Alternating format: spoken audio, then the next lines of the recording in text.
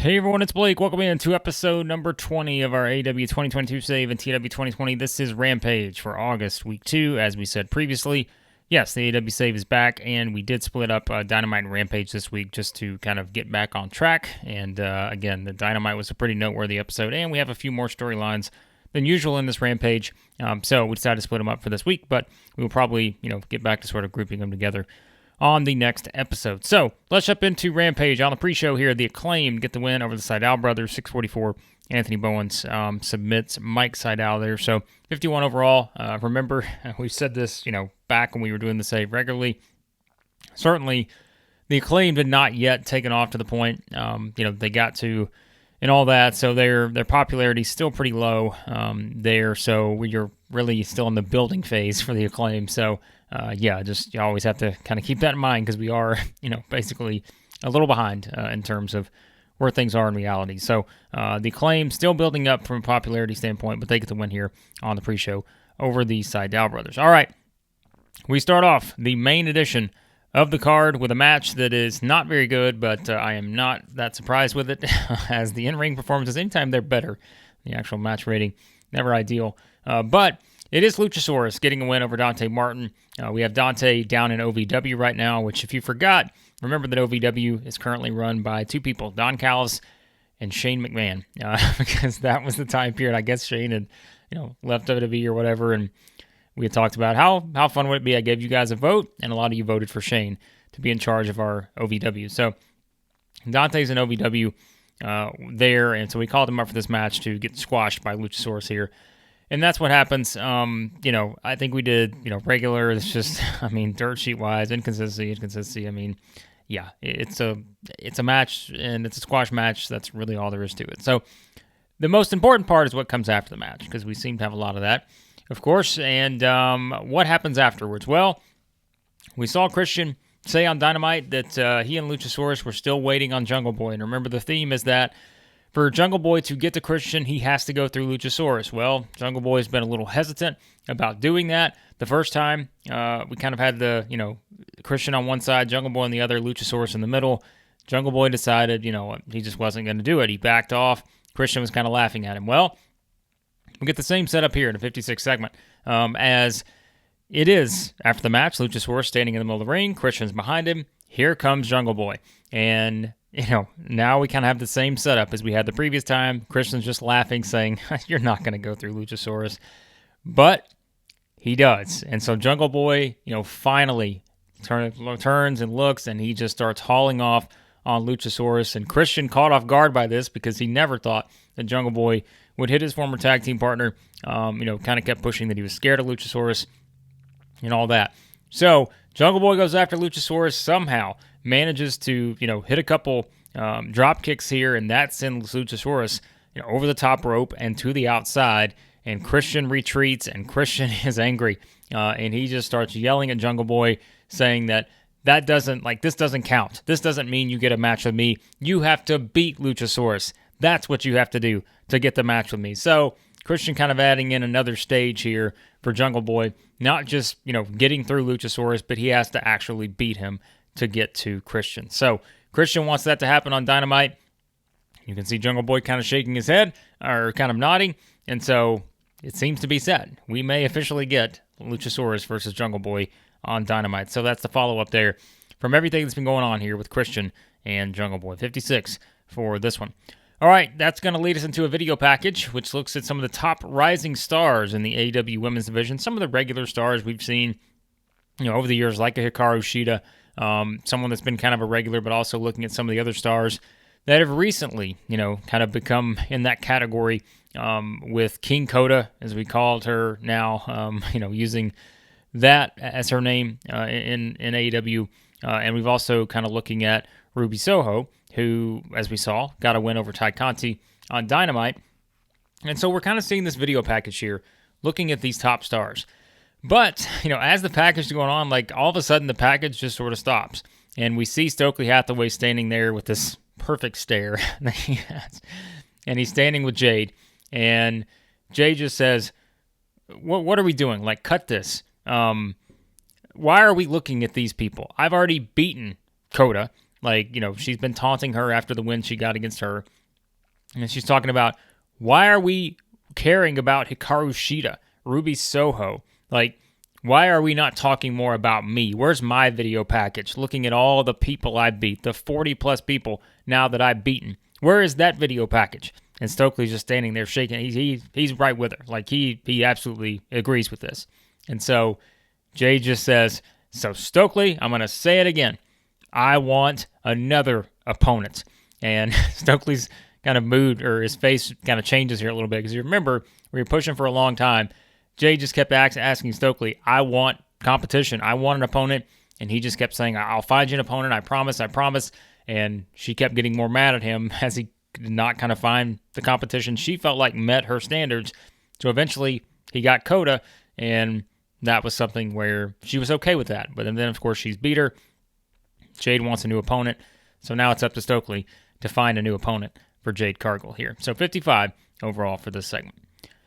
All right, then we get a tag team match, and a little bit lower of a rating here because Chuck he's working with the injury. So, again, I try to roll with this. I mean, it's like, I know people are injured, but we kind of have stuff we want to play out. So that's kind of what we had to do and put Chuck in this match. So 57 for this one. So the best friends do get the win over the men of the year. Trent pins Scorpio Sky with the strong zero. Again, we see that Chuck, the injury kind of dampers him a little bit. I mean, he's looking at the 49 in-ring rating, but Ethan Page was off his game, so that didn't help either. But I think we did storytelling on this too. So these guys held back a little bit as well. So that knocked the rating down a little bit too. So we have to keep that in mind. But again, the important part here is that Trent gets the pin on Scorpio Sky.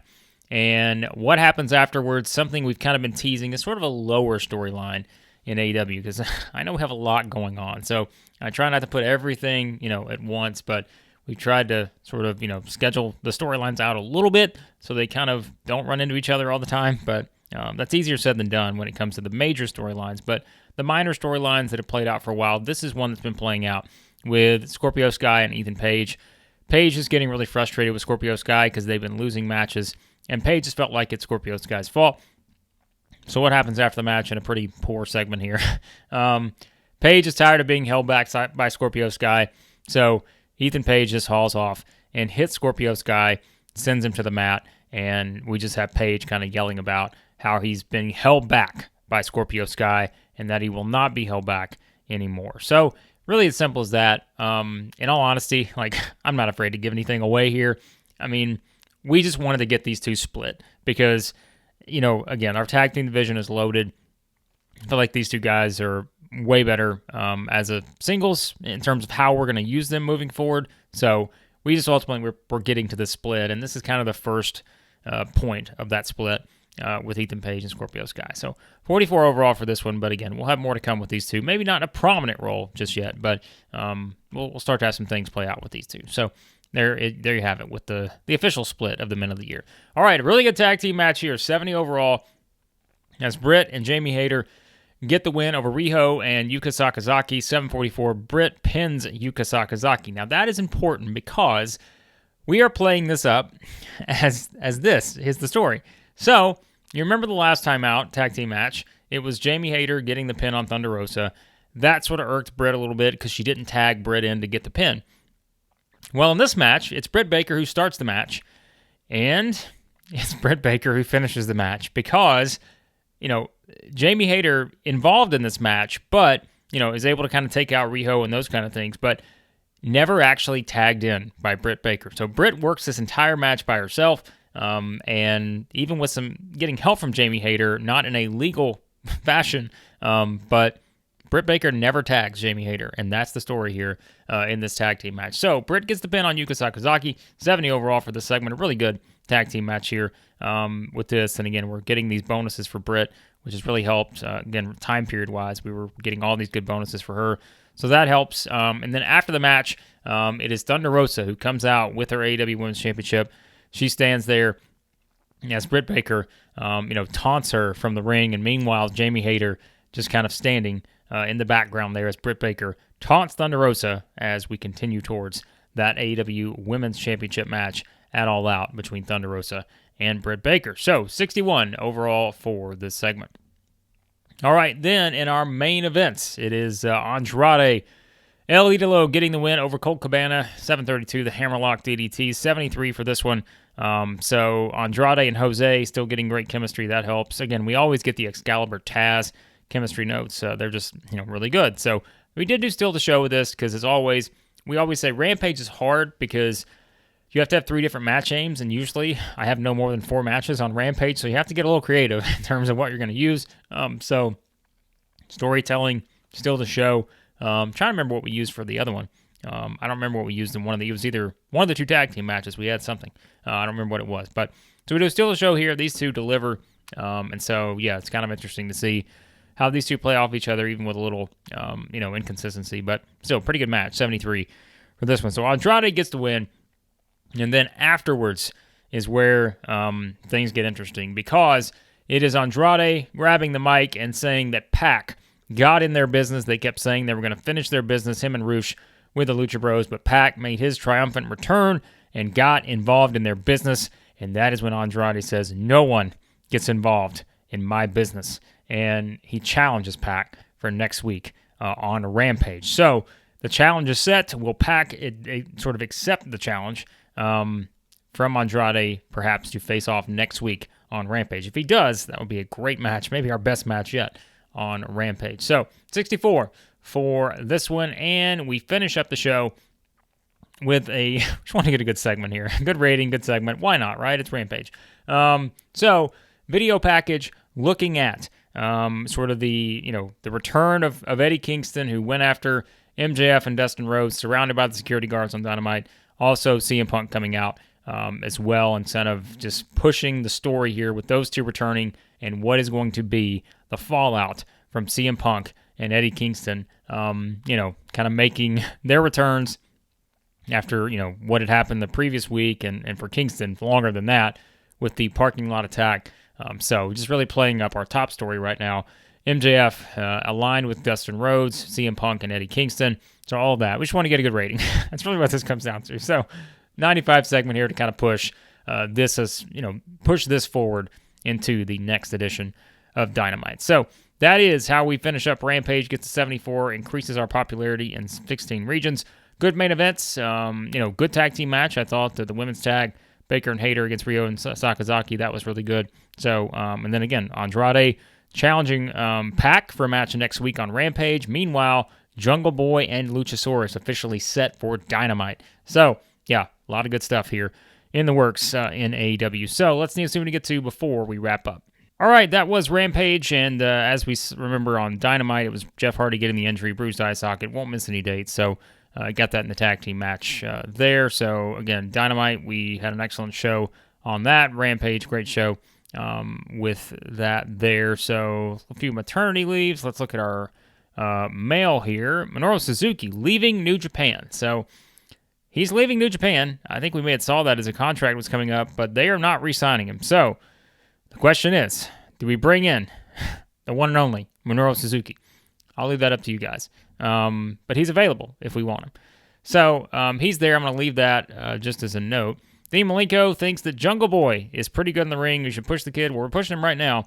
He's got a big challenge coming up against Luchasaurus, Dean. So we'll see if he can. We'll see how good he is in the ring taking on Luchasaurus. So Bryan Danielson has an opinion.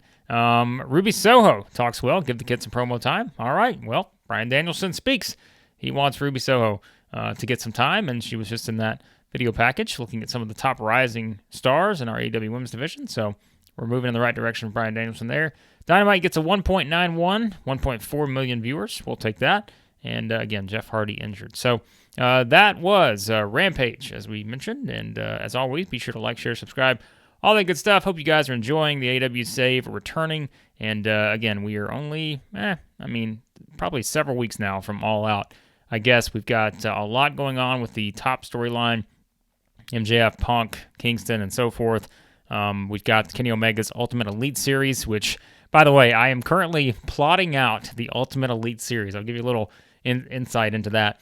It has been very interesting to book a round-robin, G1 Climax type tournament, but it's kind of fun when you start to connect everything together and you're like, all right, the point system is actually going to add up like I want it to. And I'm starting to get there. Like, so it's very fun. I'm not great with numbers, but like it is fun to go through and try all the options of how we could do, kind of building up everything for this Ultimate Series, which is Ultimate Elite Series, which I think is going to be a lot of fun. It'll be the most unique thing I've done in any of the saves we've done on the channel. So I hope you guys are looking forward to that.